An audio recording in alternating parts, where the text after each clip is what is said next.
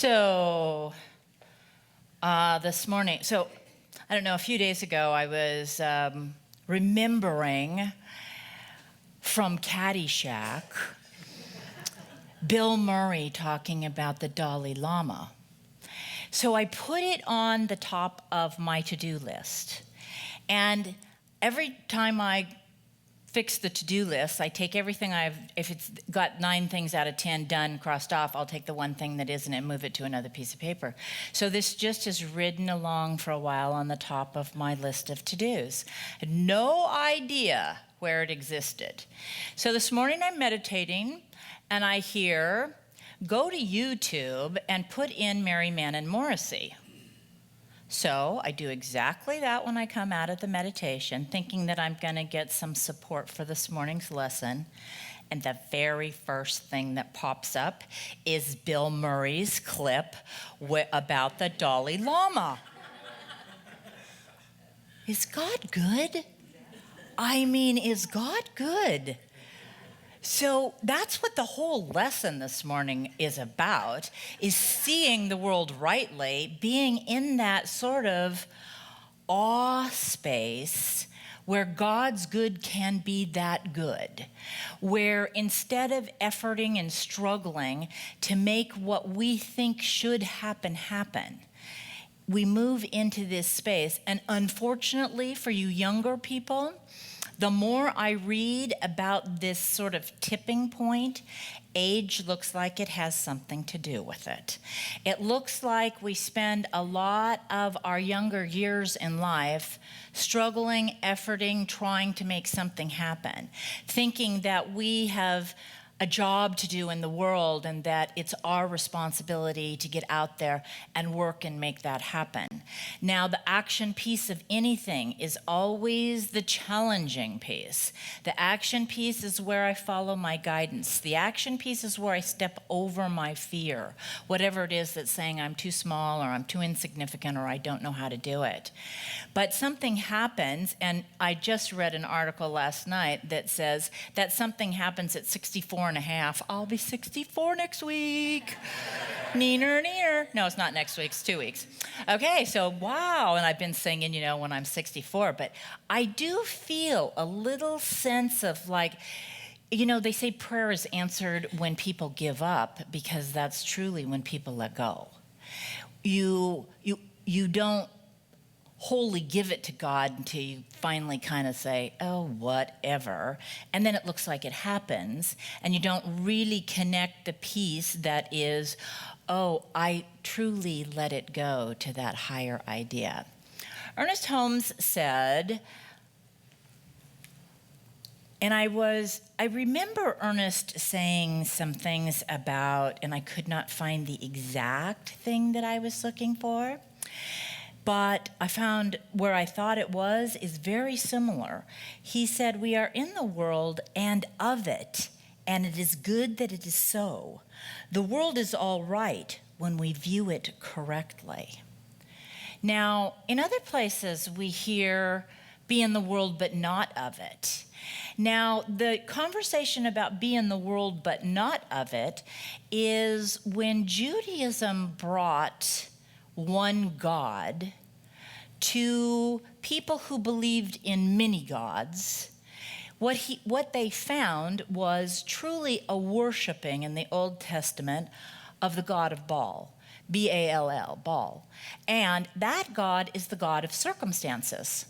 And so what Judaism said is there's only one God, and so the God of circumstances are all the other things that distract us. But how many of us today are still worshiping the God of Baal when we say a situation, a relationship, something in our bodies, a diagnosis, our checking account is bigger than the God that we know and love? When we see the world rightly, we see beyond appearances. We see to the source. We see to that power which is a part of who we are, and we see it with peace, empowerment, perfection. I heard a father getting ready to send his kid off to college. And what he said to his kid was, Don't go out and think you're going to change the world. Go out and think you're going to change yourself, and the world will change for you. There's another story of a dad who, when he got home from work, his little girl wanted him to read her a story, and he just needed a few more minutes to read Newsweek. So he saw a picture on Newsweek of a globe, and he thought, well, he'd just rip that out of Newsweek and give it and tear it into pieces and tell his daughter, as soon as you put the world together, I'll read your story to you. He didn't think too much of it, and he thought it would take her a really long time because he just ripped up all the pieces and handed her a pile of papers. She came back in about 5 minutes. It was taped together. He said, how did you do that? He said, Daddy, there was a picture of a little girl on the other side. All I had to do was put the little girl together and the whole world came together. Isn't that cool?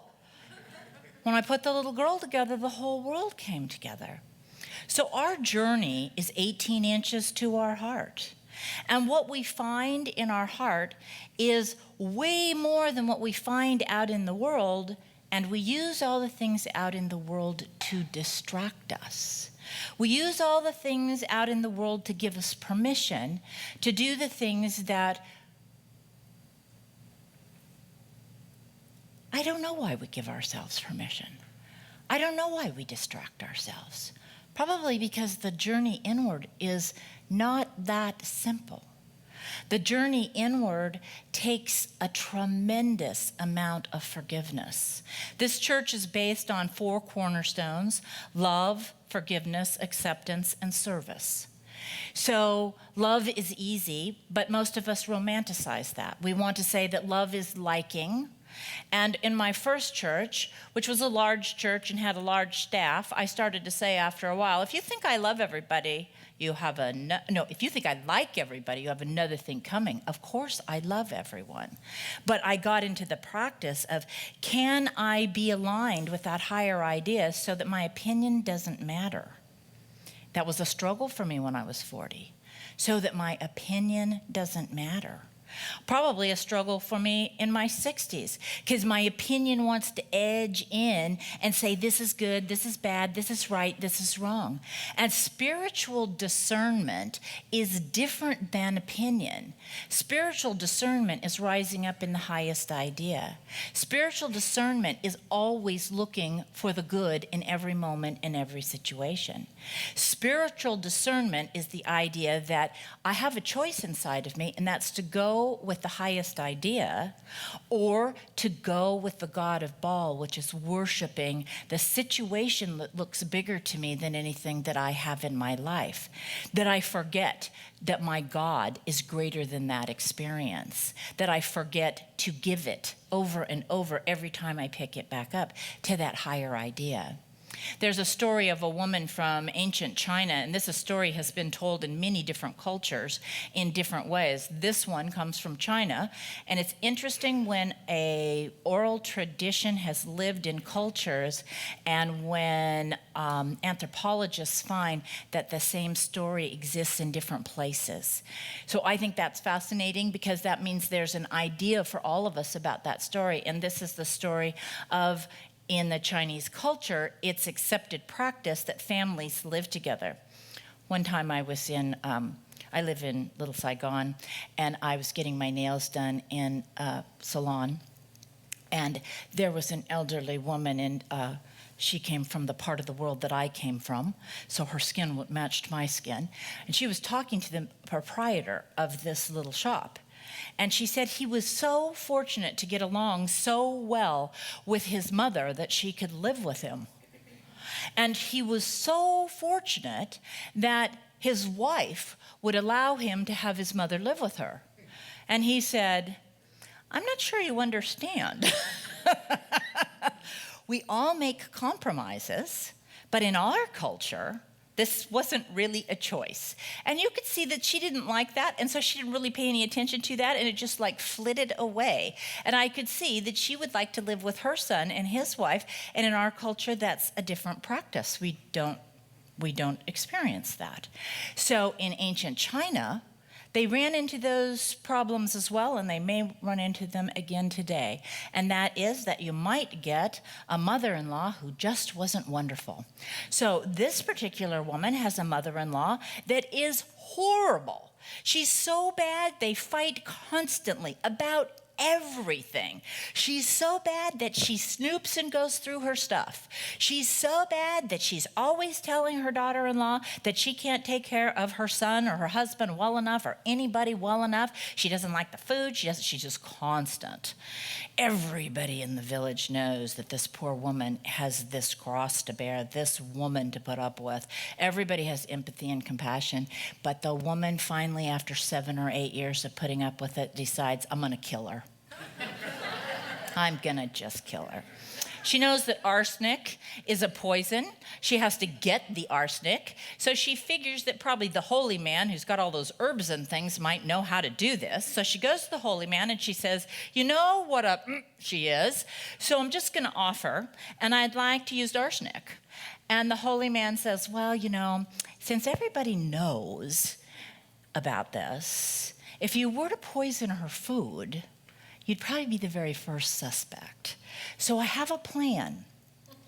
Why don't you go back for 30 or 60 days and tell her every day how wonderful she is, how much you love and appreciate her, what a good job she does, and then come back here and I'll give you the arsenic and we'll offer.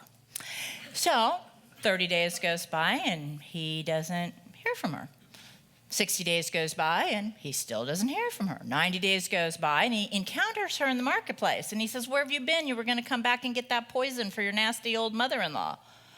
She says, oh, she's the most, I don't know what I was thinking. She's the most wonderful person in the world.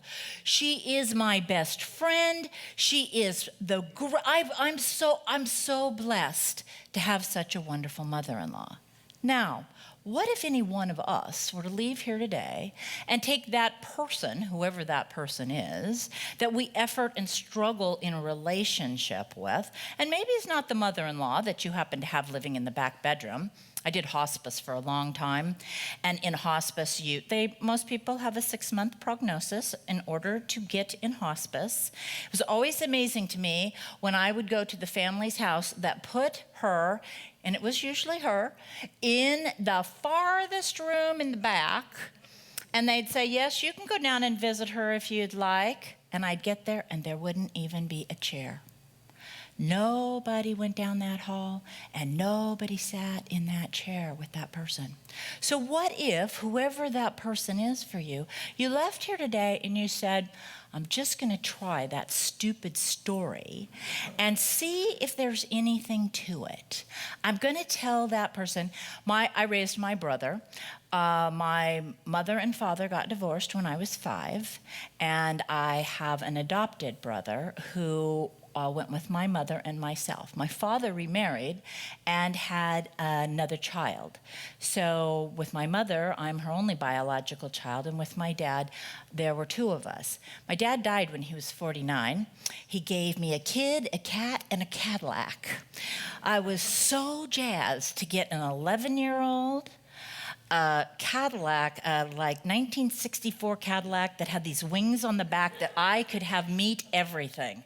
By the time I sold that Cadillac, those wings that stuck out on the back, they had hit everything that they could find. It was just too far back for me to imagine. And the cat, oh my God, the cat made 5 cats in my house. So, the kid should have been the biggest to pay attention to, but I had a lot on my plate. I had a brand new baby and this lovely kid. He wasn't great. And I took parent education classes because I couldn't stand him. And he couldn't stand me either. We've gone full circle. We had a time where we got along and where I raised him well and where I thought he was going to be a nice person. We don't speak to each other again now. So, I'll give it to God. It is whatever it is. But when I set out to compliment him, when I was taught to appreciate him, when I was taught to change the nature of our relationship by appealing to how wonderful he was, I would look at him and think, I cannot think of a thing to say. He is, gee, honey, I like that you got up this morning. What a good job you did putting on your old jeans. Gee, thanks for coming home after school today. Well, eventually it got to thanks for going to school, thanks for eating your breakfast. You know, things that just seem so obvious. And pretty soon he began to be like the mother-in-law in our story. He had a shift, I had a shift. We got through until he graduated from high school. And then when we went our separate ways, we literally went our separate ways. Research today from Psychology Today, last month's edition, had a story about why siblings don't get along. They put siblings in observing rooms. The average siblings fight every 17 minutes. That's 3 to 4 times an hour. That the average siblings slam each other in the head with a truck, punch each other, tell each other to shut up, snatch toys from each other. So what happens when we grow up, if we're able to individuate and heal that relationship, we become friends with our siblings. If for whatever reason we cannot individuate both of us and heal that relationship with our siblings, most of us at some point in life say, you know what, every 17 minutes is a little too frequently for me, so I just don't need to talk to you all the time. And psychologists today say the only reason that would be good for siblings to stay in positive relationships with each other is because they shared the same background. But in my family, the background you shared was you hit me in the head with that truck, and so, like, who wants to stay in relationship with that person?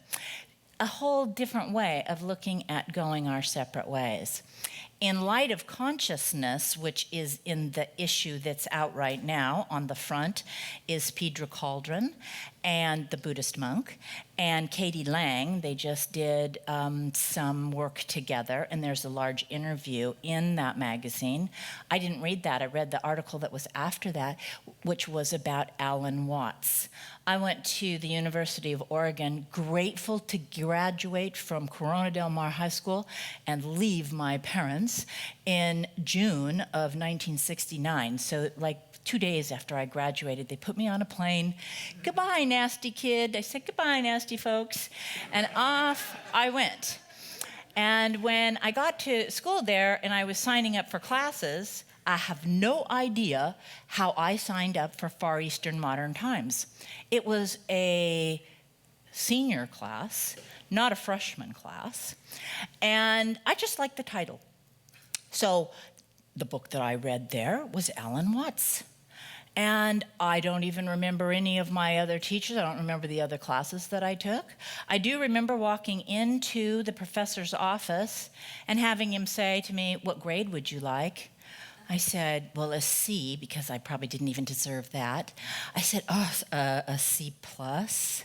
He said, I'm asking you what grade you want, and you can have any grade you want, and you want a C plus? And I didn't deserve even a C plus, so I couldn't say a B. I've always, my whole life, wondered if I'd said an A. Would I have gotten an A? I probably would have. I read the book, Alan Watts's book, and so there's an article in Light of Consciousness about Alan Watts. And it talks about how human he was and how he wrote these incredible books about Buddhism. He had been a priest in the Anglican Church, Episcopal Church. He didn't really feel the mysticism that the Buddhist path was uncovering for him, so he just wandered away from that. And it talks about his humanity in light of his contribution to spirituality. I'm not sure that I'd be here today if I hadn't read Alan's book years ago. He told people, he went to an event, I believe he was in his 60s when he went to an event and talked to everyone there about his memorial service. There was absolutely nothing wrong with him. He went to bed that night, had a massive coronary, and then they did do the memorial service. But he was not a man who thought of himself as spiritually better than anybody. And he was a man who fell in love with that divine power that would allow each of us to see the world around us, not as we think it should be, not as we might want it to be, but as God sees it, whole, perfect, and complete, putting each one of us together in a way that says, the world doesn't need to be the way I have to have it be. I'd like to be who I think I am. Each of us, there's a part of our humanity that measures everything and gives only what we get.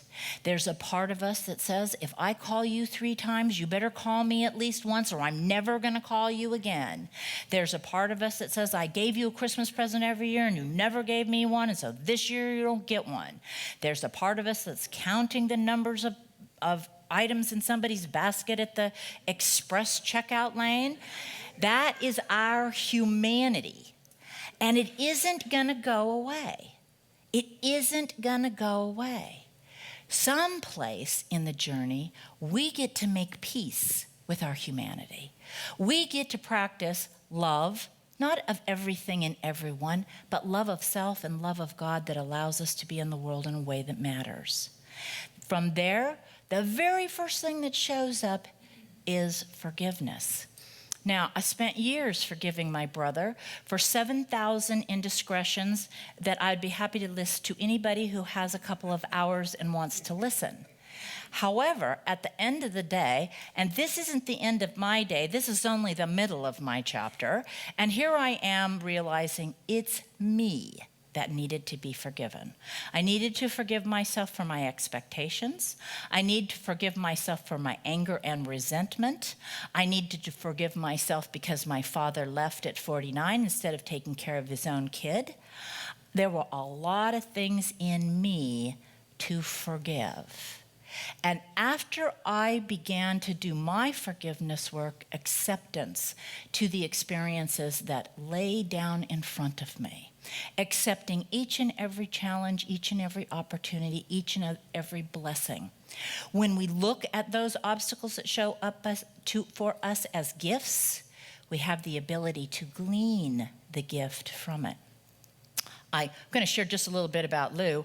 I had an experience. Lou's not going to be here next week, so we have a guest musician, piano player, and that gave me, and I was a little bit disgruntled about some of the nuances of all of that, and I was fussing a bit about it, and I was working out some numbers for Tony, and I realized that I wasn't compensating him enough for his time here.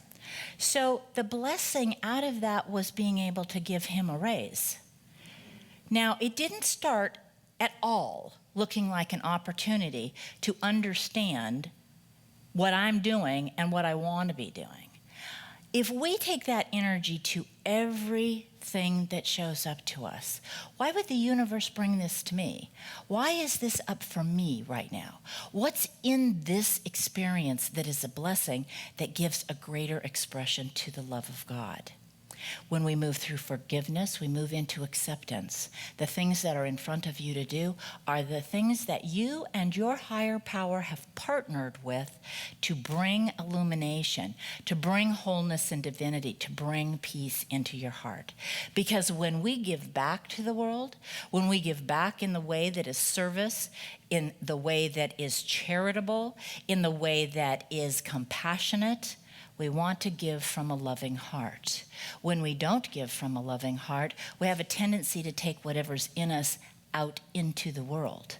So for us to truly serve and love one another, it's for us to be at peace within us. To see the world rightly is to see the world as God would see it, which is pregnant with possibility, with hope, with love, with gifts, with each other. Thank you for choosing church.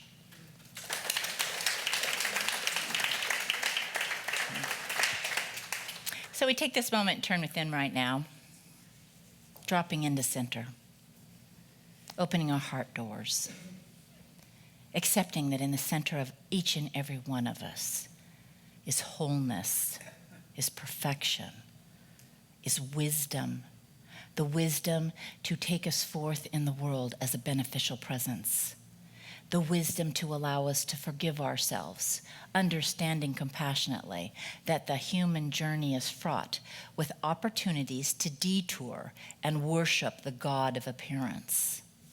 Every time we remember, every time we awaken to the truth, that the God that loves us is here with us. The God that brought us to this planet is a part of who we are. That has not let us go. It is still within us, knocking at our consciousness to be let into our lives. When we say yes in the deepest places of our being, that resounding love begins by loving each of us.